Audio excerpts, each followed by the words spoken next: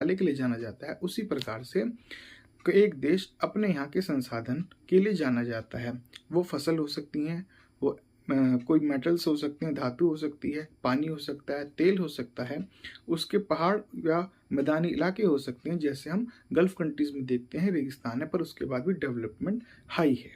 तो वो अपना स्ट्रक्चर इस हिसाब से लेके चलते हैं कि हमारे यहाँ पे जो चीज़ें हैं उसके हिसाब से पॉलिसी बनेगी, वैसी नीति बनेगी, फिर कानून बनेंगे और लोगों को वो चीज़ें मान्यता करनी होगी।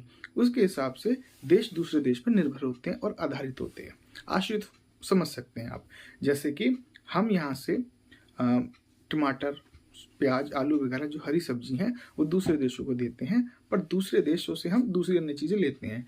तो जैसे सऊदी है, वहाँ पे नॉन वेज सस्ता है क्योंकि वहाँ का जो रेगिस्तान का एरिया है, वहाँ पर मीट सस्ता है लेकिन सब्जी महंगी है। तो इस तरह से इकॉनमी चलती है और वो एक वहाँ की इकॉनमी को चलाने के लिए और यहाँ की इकॉनमी चलाने के लिए कुछ चीज़ें बैलेंस होती हैं।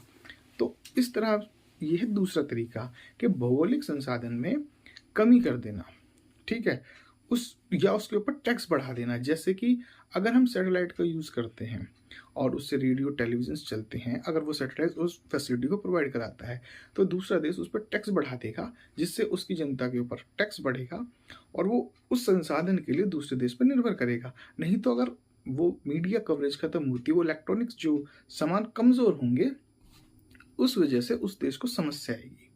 तो एक ऐसी बहुत सी चीज़ों में होता है, जैसे तेल हो गया, कपड़े हो गए और अन्य चीज़ें ही हैं। जैसे अभी जो टैरिफ का मामला चला है वो भी इसीलिए है। इंडियन इकॉनमी तब अमेरिका पे बेस्ड थी। इंडिया के यहाँ से एक्सपोर्ट ज़्यादा था और अमेरिका से इम्पोर्ट कम था। हम ज़्यादा बाहर भेजते थे और कम अंदर अमेरिका का सामान लेते थे, इसलिए उन्होंने टैरिफ बढ़ाया।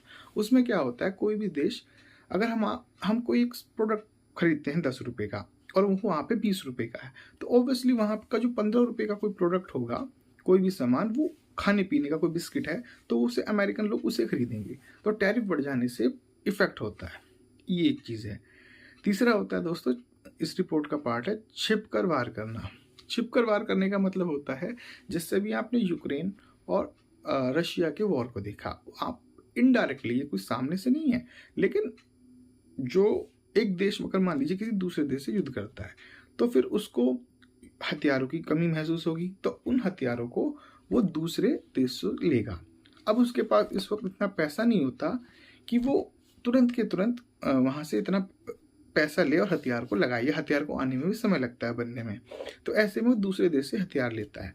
तो एक देश दूसरे देश को जानबूझ करके इतने हथियार दे देता है कि वो हमारे सामने वाले दुश्मन से लड़ता रहे और लड़ता रहे आखिर तक।